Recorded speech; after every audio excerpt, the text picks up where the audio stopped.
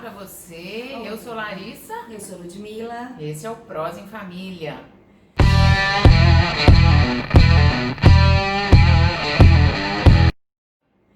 A gente está fazendo uma sequência de vídeos aí sobre orientação profissional, né, Ludmila? Falando um pouco também sobre como os pais entram nesse processo.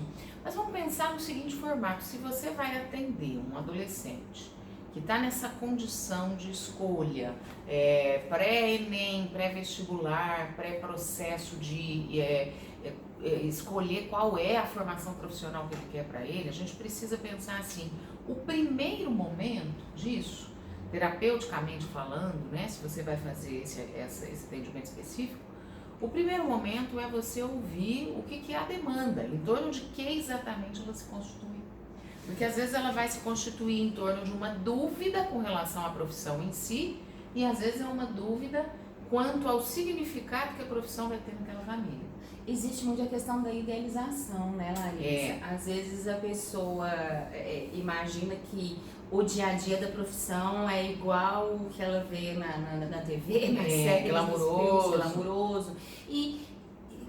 Talvez a escolha seja muito mais ligada a esse glamour, a esse status, do que a profissão em si. Então é importante que a orientação também perpasse por esse esclarecimento, né? Para que a pessoa tenha clareza sobre o que se trata exatamente ser aquele profissional.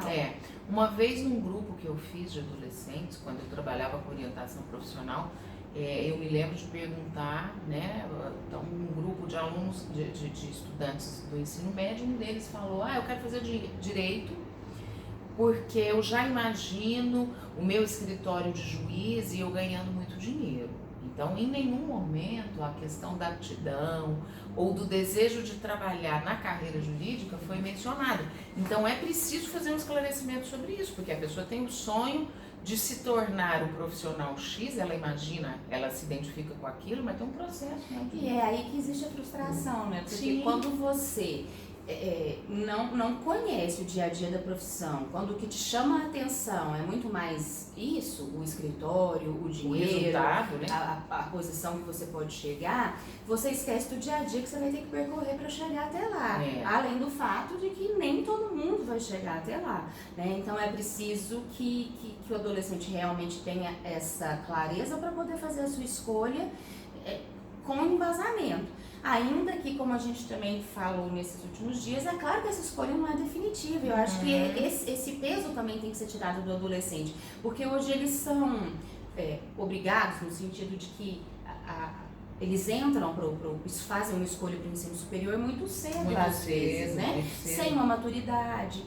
E existe ainda outros fatores que precisam ser considerados, que é a mudança que o mercado está vivendo.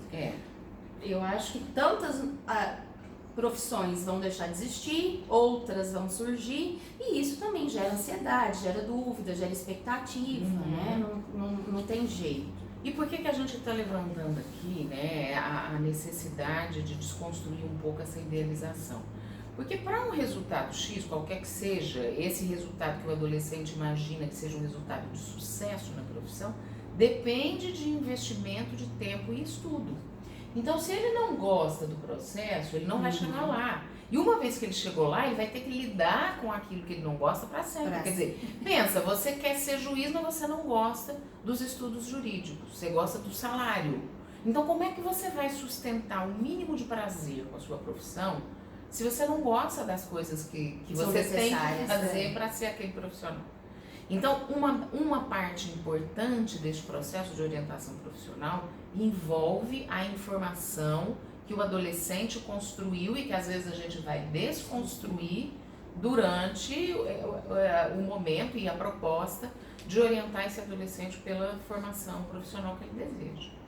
E eu acho que vale a pena dizer aqui sobre a família também, que às vezes precisa ser chamada, né, Larissa? Porque na conversa com o adolescente a gente pode entender que existe ali muito mais de uma pressão familiar, que existe uma cobrança acerca dele seguir determinado caminho. Então é importante ouvir a família, assim, chamar a família para implicar a família no processo para que ela seja esclarecida também, né? O que é o sonho do pai nem sempre é o sonho do filho, é o desejo do filho, e não tem tem que ser assim, tá tudo bem. Então, a família também precisa realmente ser envolvida nesse processo. Isso, e porque às vezes a expectativa do adolescente desse resultado, desse sucesso, desse profissional ideal, tá ligado muito mais a uma satisfação do que os pais esperam a respeito dele.